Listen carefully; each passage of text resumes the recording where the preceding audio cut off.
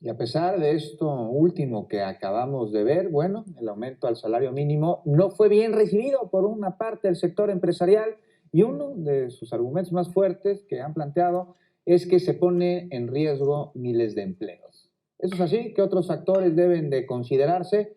Justamente para hablar de este tema saludamos en la vía telefónica al doctor Luis Munguí, el expresidente de la Comisión Nacional de Salarios Mínimos. Doctor, buenas noches, gracias por tomarnos la llamada, ¿cómo está? Hola, ¿qué tal? Buenas noches, Juan. Hola, Azul. Un saludo para toda su audiencia. ¿Cómo están? Bien, doctor, muchísimas gracias. Pues aquí la pregunta para iniciar nuestra conversación de hoy. ¿El incremento al salario mínimo pone en riesgo los empleos de los mexicanos y podría aumentar la inflación? No, bueno, en nuestro parecer no creemos que exista realmente ese riesgo. La Comisión Nacional de Salarios Mínimos tiene un equipo técnico y de economistas que precisamente analizan, ¿no?, todas las propuestas que existen referente al incremento del salario mínimo, y a su vez también proponen un rango, ¿no?, de incremento, y se calculan varios escenarios para justamente analizar cuál podría ser el efecto que puede tener en la economía. Dentro de estos análisis, uno de los resultados más interesantes, que este incremento del 15%, tiene un costo para las empresas en México en promedio del 0.4%, que en nuestro, digamos, respecto a nuestros datos, creemos que pues no es un efecto o un costo tan alto como para que pudiera provocar algún problema, digamos, en precios o en los empleos de las empresas, ¿no? Y el segundo punto que también nosotros, bueno, hay varios, pero uno de los puntos que hacemos, que tomamos en cuenta en esta situación, es revisar y analizar cómo es el mercado laboral mexicano. En mercados laborales, cuando es muy competitivo y los trabajadores tienen muchas oportunidades de trabajo, es verdad que las empresas están operando en un límite donde no pueden, digamos, soportar incrementos, ¿no? Pero en una situación como México, donde no es tan fácil encontrar trabajo, las empresas tienen un poder más fuerte de negociación y los salarios en general tienden a ser más bajos que en los mercados competitivos. Entonces, cuando se incrementa el salario mínimo en este tipo de mercados, que los economistas llamamos monopsonios, no tiene un efecto directo en el empleo ni en precios. Usualmente, las empresas, para, digamos, absorber este costo y maximizar sus ganancias, producen más, y lo único que ocurre es que pues, se reduce un poco su ganancia, que podría haber sido muy alta, y en esta ocasión sería un poco más baja, ¿no? Es decir que, en resumen, sí existe un margen de ganancia, digamos, apropiado dentro de las empresas para poder dar ese incremento. Pero ahora, del otro lado, doctor, ¿qué es lo que sí se genera a nivel económico cuando se da el incremento salarial? Porque veía en un estudio que usted, digamos, resumió en Twitter, con respecto a las prácticas en otros países, de cuánta parte del valor agregado se le otorgaba al trabajo con respecto a lo que se otorgaba a las ganancias o al capital. Y hay una desproporción muy grande entre lo que México otorga a la parte del trabajo. Digamos que en México es una tercera parte con respecto a lo que otorga al capital, mientras que en la mayor parte de los países de la OCDE es al revés. O sea, se le otorga un mayor valor agregado o dos terceras partes al trabajo, mientras que al capital solamente una tercera parte. ¿Qué efecto tiene esto dentro de esas sociedades? Es correcto lo que mencionas. Justamente estos datos hoy los publiqué en Twitter. Es información de la OCDE, simplemente la tomamos de ahí, organizamos los países. Y una de las prácticas más comunes en el mundo es que, como bien mencionas, la mayor parte del valor agregado es pagado a salarios de los trabajadores y una parte más pequeña al capital, que en este caso son los dividendos que reciben las empresas. Y en realidad esto ocurre porque casi todas las industrias en el mundo, por lo general, necesitan más trabajo. El valor, digamos, el factor trabajo es lo que más contribuye a producir un bien o un servicio, ¿no?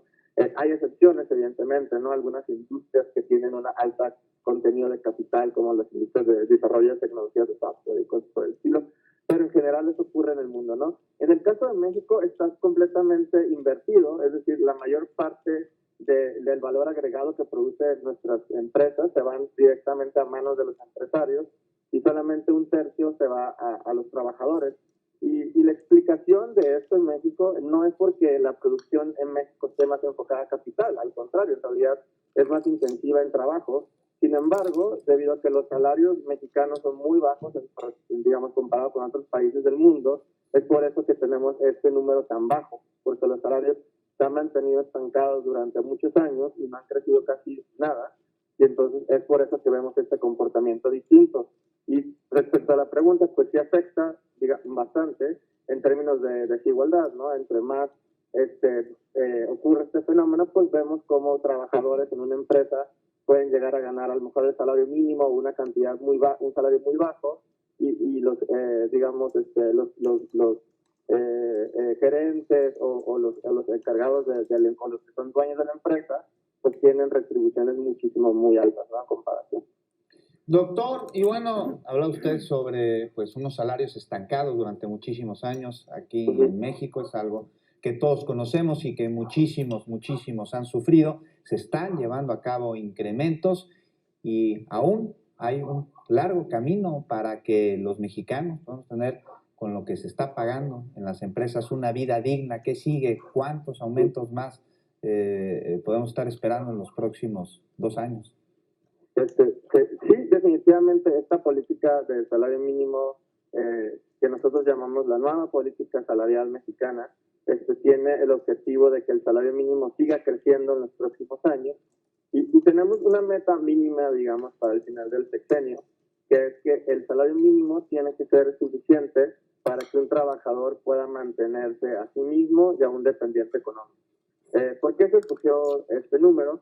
Bueno, porque en México, en promedio, los hogares mexicanos tienen 4 integrantes, y de estos 4 integrantes, usualmente hay 2 proveedores. Entonces, si un proveedor puede tener un salario suficiente para mantenerse a sí mismo y a un dependiente, entonces estaríamos cubriendo, digamos, lo mínimo que se necesita para que un hogar tenga lo básico, ¿no?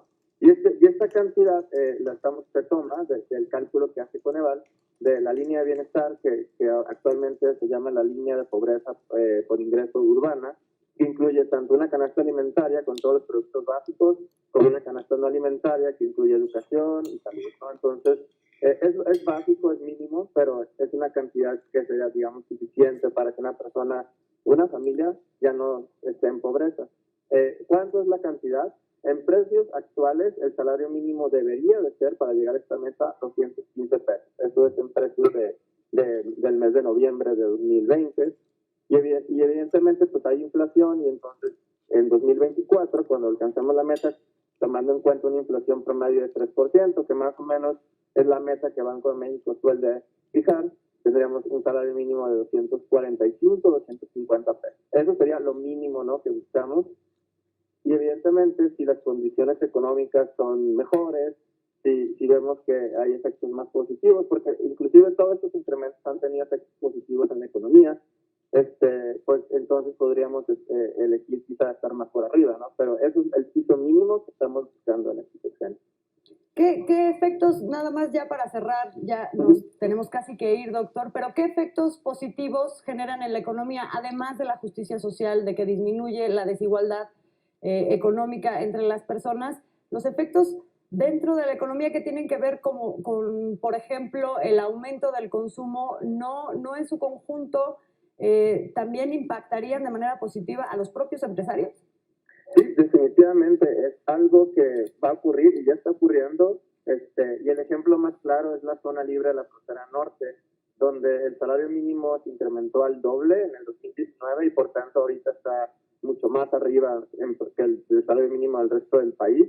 Y aquí hemos visto que durante estos meses de crisis, el empleo fue más resistente a este choque, ¿no?, del efecto de la pandemia. Y eso se explica mucho porque el salario mínimo es más alto y el consumo también en esta zona ha sido más elevado, y esto mantiene un dinamismo constante en la zona libre de la frontera norte que no se observa no nomás en el resto del país, sino que inclusive nos dimos a la tarea de comparar con zonas que fueran lo más similares posibles con la zona libre de la frontera norte, es decir, municipios por ejemplo, de Guanajuato, en Silao, y de Jalisco, en Guadalajara, que tuvieran como empresas del mismo tamaño, de las mismas condiciones, y la zona libre demuestra mayor resistencia por esto, ¿no? Pues ahí y está. Además, sí, perdón. Ahí está. Nos tenemos que ir, doctor, pero le agradecemos enormemente que nos haya acompañado y esperamos charlar con usted próximamente.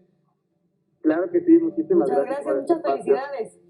Gracias, muchísimas gracias y un saludo a toda su audiencia. Gracias a todos. Buenas noches. Hasta luego. Buenas Buenas noches. noches.